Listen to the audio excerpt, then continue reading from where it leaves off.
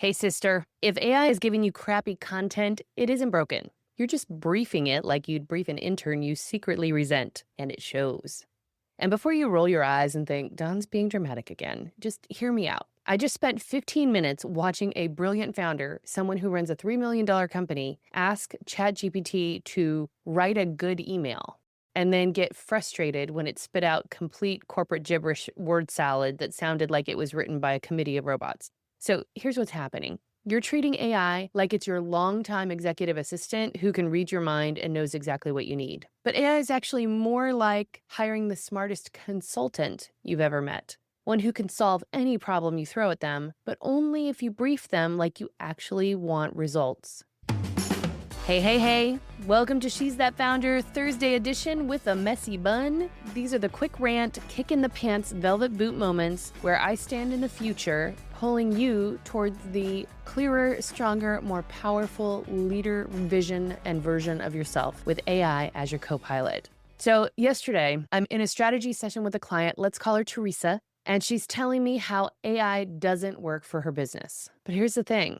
Teresa's got an MBA. She's been running companies for 15 years, and she can read market trends like most people read TMZ. She's avoiding AI like it's going to expose her as a fraud. Dawn, she says, I felt ridiculous asking a computer questions. What if I'm doing it wrong? What if my team finds out I don't know what I'm doing? And then she showed me her prompts. Friends, it was painful. And Teresa, thank you for letting me share this story.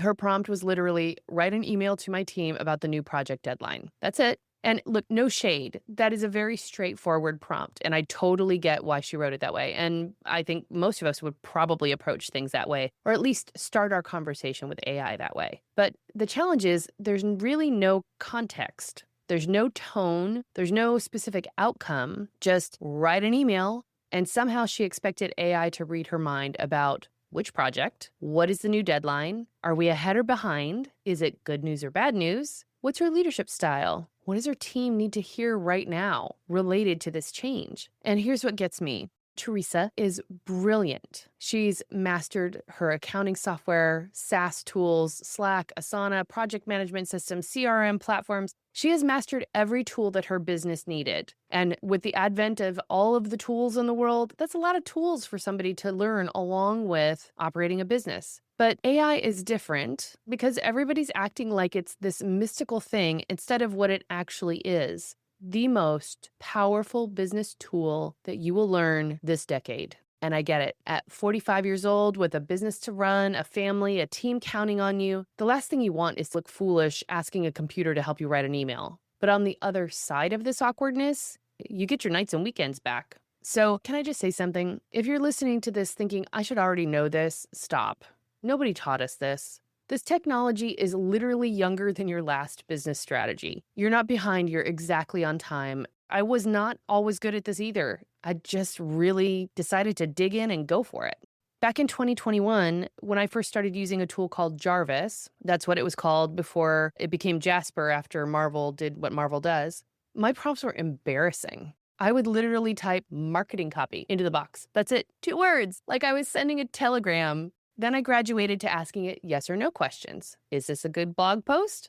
As if AI was some kind of magic approval machine that could divine quality from thin air. But here's the wild part. Even with those terrible, uninformed prompts, I still got reasonable outputs, which actually made it worse because I thought I was doing it right and the content was turning out wrong. So I started blaming the tool. I was like someone who thinks they can cook because they can make decent scrambled eggs, but meanwhile, I'm actually leaving Michelin star meals on the table. It took me months to realize that I was speaking to AI like it was 1997 and I was typing commands into a DOS program. Everything was so formal, so computery.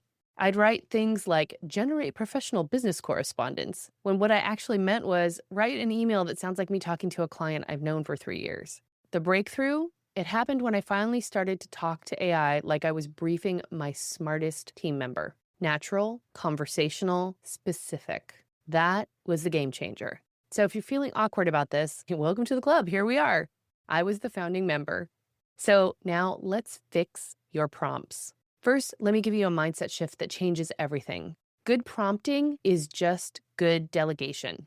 Think about it. When you delegate to your best team member, you don't just say, handle the client thing. You give them context, you give them desired outcome, and your decision-making framework even, or at least I hope you do. And AI is the same. The better your instructions, the better your results. And to make this easier, I created a method for you. This is my prompting method. It's called Drive, because you need to drive your AI tool, not hope it figures things out. Okay, so let me break down what Drive stands for. D for direction, R for role, I for intent, V for values, and E for execution. So D for direction. What is the situation or context that AI needs to know to do good work for you? R for role. What is the hat that your AI tool is wearing? What role is it playing? I for intent. What's the specific outcome that you want? V for values. What standards or constraints do you want it to meet? And then E for execution. What format or structure do you need when it's all said and done? So think of it this way. Direction is your GPS coordinates. Role would be who's driving the car. Intent is your destination. Values are your driving rules, like no speeding, stay in your lane. And execution, that's whether you want the scenic route or the highway. So now I'm going to show you how this transforms everything using Teresa's email. So her original prompt before was write an email to my team about the new project deadline.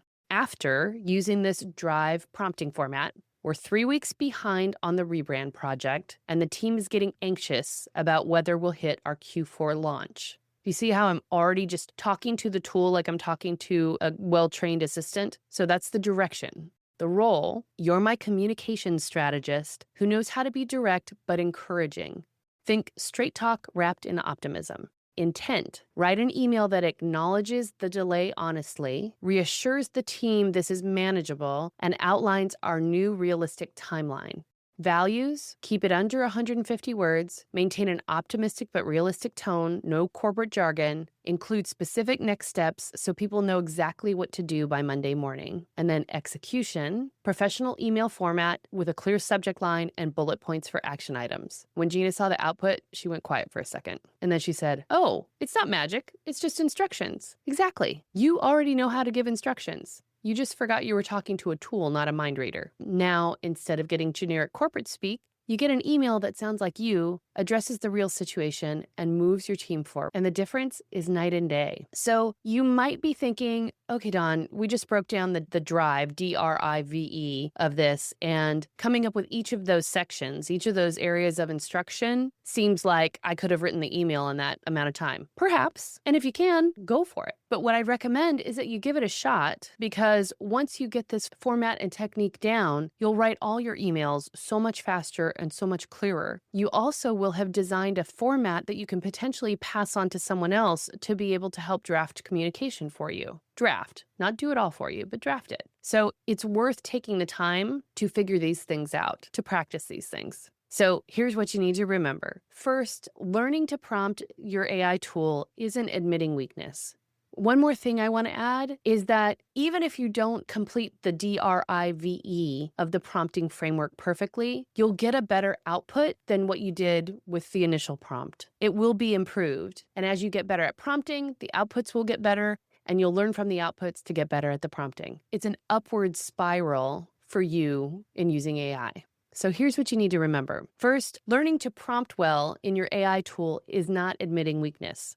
It is claiming your competitive advantage. But you know what is weakness? Spending 3 hours on a task that AI could handle in 3 minutes because you were too proud to learn how to ask for help. That's not protecting your leadership, that is protecting your ego. Second, use the Drive method. Just make it simple. Direction, role, intent, values, execution. It's just delegation for AI. You've been doing it with humans for years, now you're doing it with technology.